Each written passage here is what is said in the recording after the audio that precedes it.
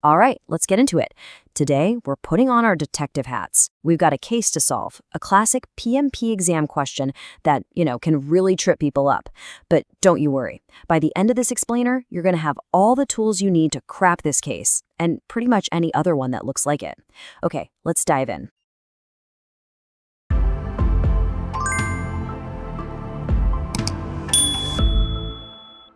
So here it is. This is our case file. Go ahead and give it a read. We've got a project sponsor, a cool but totally unproven idea, and a whole lot of confidence. Our mission, should we choose to accept it, is to figure out exactly what document is being created in this very moment. This is where our investigation really begins. Okay, so where does any good detective start? By gathering the evidence, right? We need to comb through that scenario and pull out the little phrases and words that actually matter. We're not just reading here. We're hunting for clues that are going to point us in the right direction. And here we go. This right here is our smoking gun.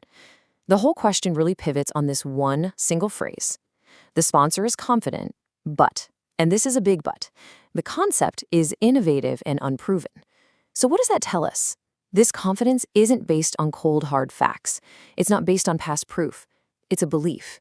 And that word, belief, is absolutely critical. So let's just pause on that for a second.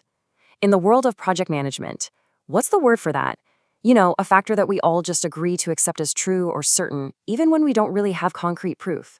This is one of those core concepts, and knowing the right term is literally the key that unlocks this whole mystery. And there it is. The answer is an assumption. The sponsor's belief that the team can pull this off is a textbook example of a project assumption. They're just taking it as true so they can move forward. So the act of recording the reasons behind the sponsor's confidence, well, that's just a fancy way of saying documenting assumptions.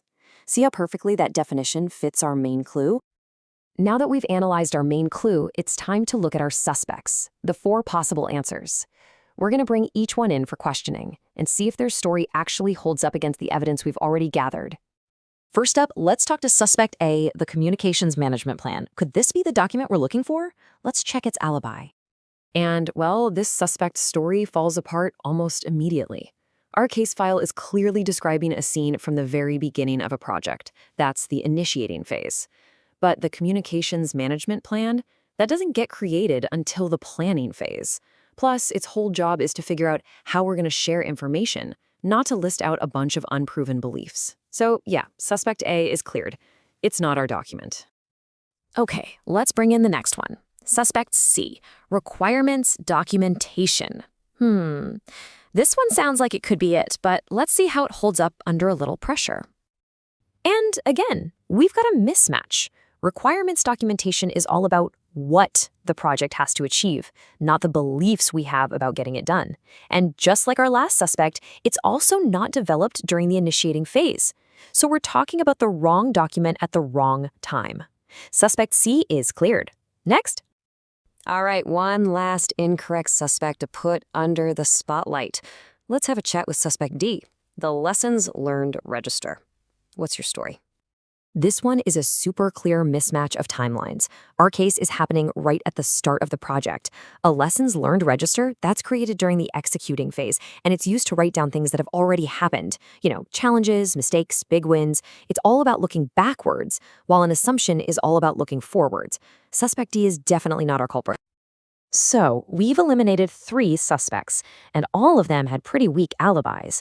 That leaves us with only one possibility.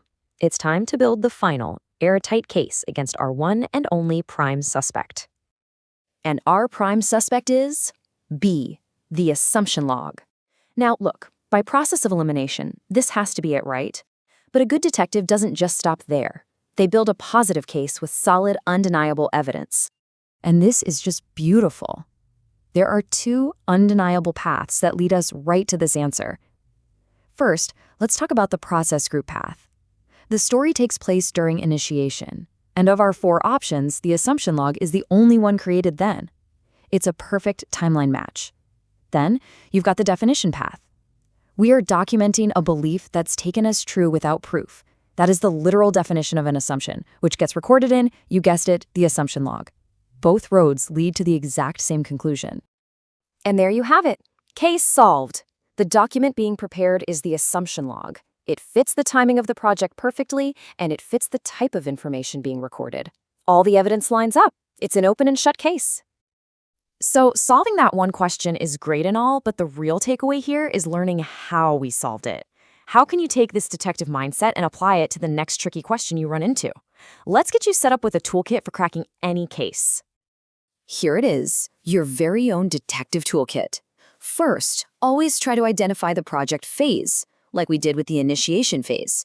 That alone can knock out a few suspects right off the bat. Second, isolate those critical keywords. For us, it was confident and unproven. They're like the DNA of the question. Third, you have got to know your core definitions cold. The difference between an assumption and a requirement is everything. And finally, get really good at the process of elimination. Proving an answer is wrong is just as powerful as proving one is right.